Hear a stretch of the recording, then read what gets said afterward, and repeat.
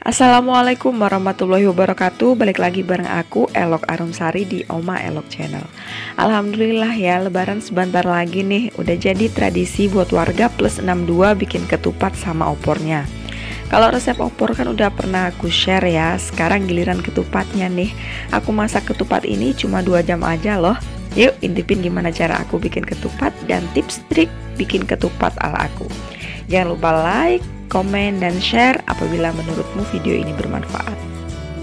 Nah, jadi untuk masak ketupatnya nih, di sini aku punya panci serbaguna. Ini bukan panci presto ya. Panci ini tebel banget. Ketebalannya itu lebih dari setengah sentimeter.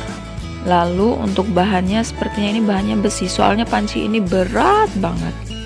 Jadi panci ini benar-benar multifungsi. Dia bisa buat ngoven, dia buat manggang, bakar sate, ngukus, segala macam, ngerebus, ini bisa semua pakai panci ini. Nah, ini tutupnya punyaku ceper, ada juga yang cekung. Oh ya, bahkan untuk tutorialnya panci ini tuh bisa juga buat presto. Jadi panci ini benar-benar serbaguna banget, rekomen banget. Aku nggak di endorse. Aku beli panci ini beli pribadi, pakai dana pribadi. Dan ini aku sampein ke kalian. Mungkin buat kalian yang hobi masak kayak aku, ini panci ini benar-benar rekomen buat kalian. Nah, ini bisa kalian lihat pancinya gede banget dan diameternya lebar. Jadi panci ini karena dia saking tebalnya, jadi dia nyimpan panasnya itu benar-benar bagus, beda sama panci-panci biasa. Itu makanya kenapa aku bikin ketupat cuma 2 jam aja pakai panci ini. Aku beli secara online, kalian bisa cek aja di toko-toko online. Ini mereknya banyak, ada Toyo Pot, Java Pot, pokoknya macam-macam lah ya. Nah, itu dia ya sedikit cerita soal panci yang aku pakai buat masak ketupat. Dan di sini aku udah punya ketupat kosongannya. Ketupat yang baru aku bikin ini kecil-kecil, bukan maksudnya jadi orang pelit ya. Ketupatnya kecil-kecil karena janur yang didapat itu juga kecil-kecil. Nah, di sini caranya untuk ekornya ini kita masukin dulu, kita tutup seperti ini. Untuk memasukkan berasnya kita buka bagian atasnya ini. Nah, kita buka baru bisa kita masukkan beras di dalam situ. Nah, dan untuk berasnya kita masukkan separuh dari kepompong dari ketupatnya ini.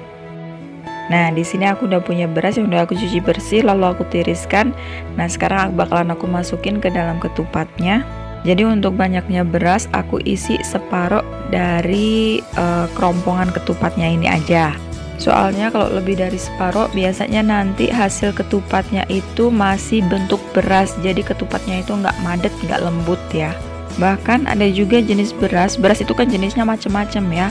Ada pula yang diisi cuma separohnya aja, itu ketupatnya itu udah keras. Jadi kadang aku isi juga kurang dari separoh. Itu tergantung jenis beras masing-masing. Kalian harus pahami jenis beras yang kalian pakai itu seperti apa ya. Kadang kan ada yang perlu banyak air, ada yang juga perlu cuma sedikit air.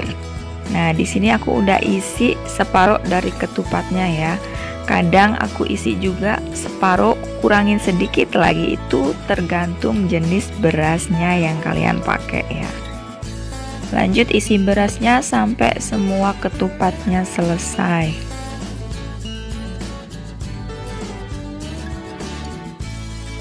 Nah, dan ini ketupatnya udah aku isiin semua. Ini bakalan langsung aku rebus. Tapi ingat ya, sebelumnya kalian harus udah rebus airnya sampai mendidih dulu. Di sini air yang aku pakai cenderung banyak dan ini airnya udah mendidih ya, karena aku buka tutupnya jadi nggak kelihatan mendidih. Air harus banyak dan sudah mendidih sebelumnya. Ini triknya supaya si ketupatnya ini nggak cepat basi. Terus kalau kalian ngerebus ketupat pakai panci yang biasa itu kan biasanya airnya asat tuh, airnya habis terus kalian tambahin lagi. Nah, air yang kalian tambahin ini harus benar-benar air yang udah mendidih juga ya, air panas. Jangan air dingin lalu kalian masuk sekonyong-konyong gitu aja. Itu yang bikin ketupatnya itu bakalan cepet basi. Jadi perlu kalian catat ya, airnya harus kalian didihkan terlebih dahulu.